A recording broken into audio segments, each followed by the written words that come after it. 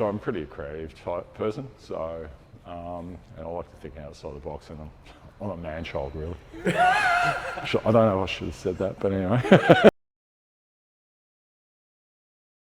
I'm a house manager and I do the community intake, so I go out. House managers sort of oversee teams, and we do things with the clients and deal with the stakeholders and do all those sort of things. As community intake, that's in head office, and I go out and meet all the new community clients and try and build the relationships, find a good suitable support workers that meet their needs and their ideals, and try and build good relationships and make a difference in people's lives. A lot of us, I've got a young fella that is an NDIS participant, so based on that, I sort of just fell into the field, I guess. And since then I've been a duck in water. I love it. I love my job, love everything about it. So, yeah.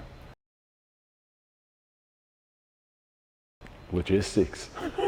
But I've always had that caring personality. I coach basketball. I've volunteered with Special Olympics for a while.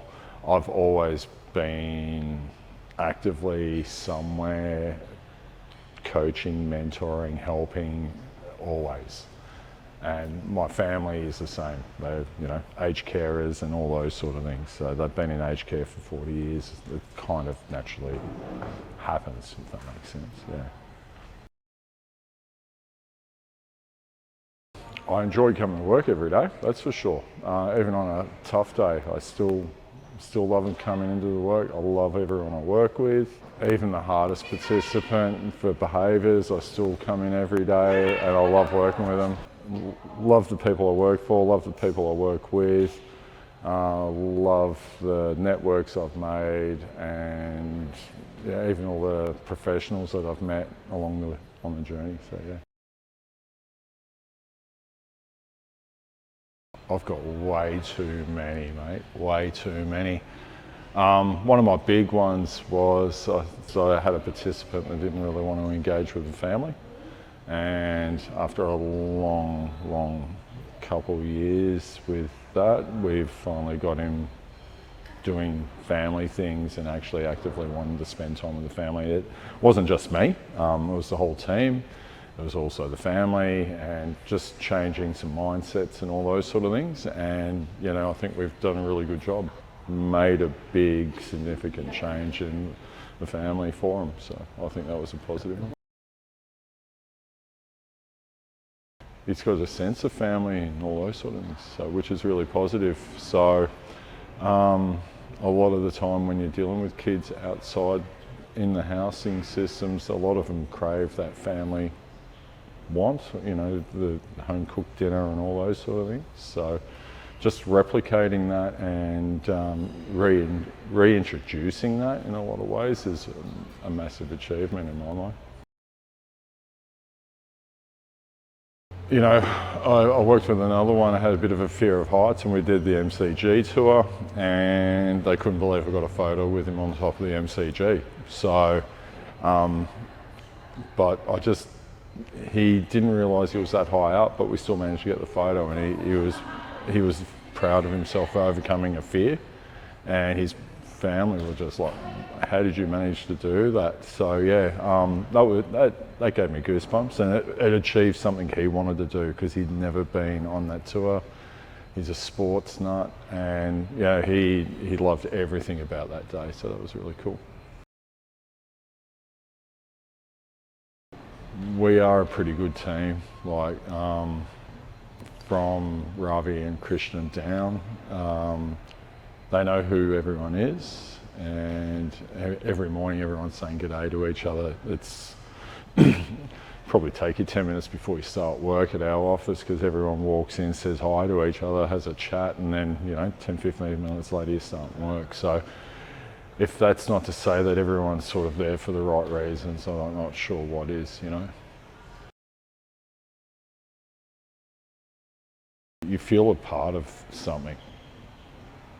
I don't know what else. You just feel a part of something, and we're all there for that thing, whatever it is, care, you know, helping people, that sort of stuff.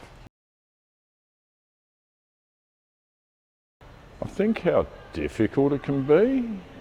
There's a misconception about we just do all this fun stuff, but there's a lot of groundwork that we do to get to that fun stuff. A lot of the things that you see are just photos of us going to the footy or going to the beach and doing that, but you don't see the day-to-day stuff that we deal with, the struggles that the kids have or the participants have, and you know, just their general struggles. You know, there's 24 hours in a day and you only see a snippet, and that could be a week snippet, all the build up to get them to that point, you know, with the anxieties and all those things.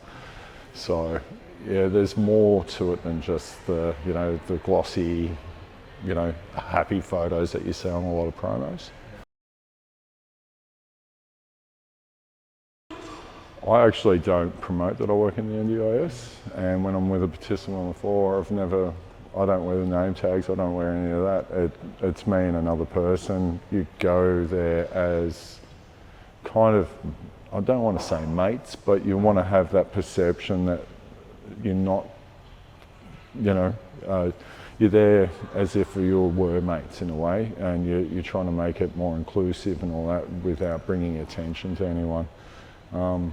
And I think that's more important to the participant, you, and it's more enjoyable, you know. Be interested in it, you know, like I can tell you heaps of stories about, you know, one client, all I did was talk footy, you know, and that's fine. I can talk footy all day, but you know what I mean? Those are the things, you know, understand what their interests are and just get involved. They'll be interested in you too, but making it a little bit more organic, if that makes sense.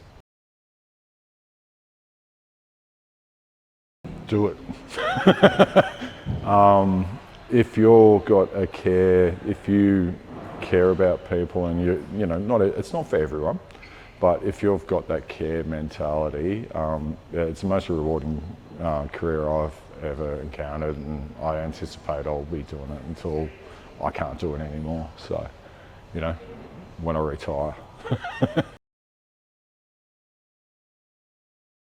To make change, to make memories, and just to give them a positive outlook on life, and you know, go in and, you know, have fun and live life and hit goals and do all those things.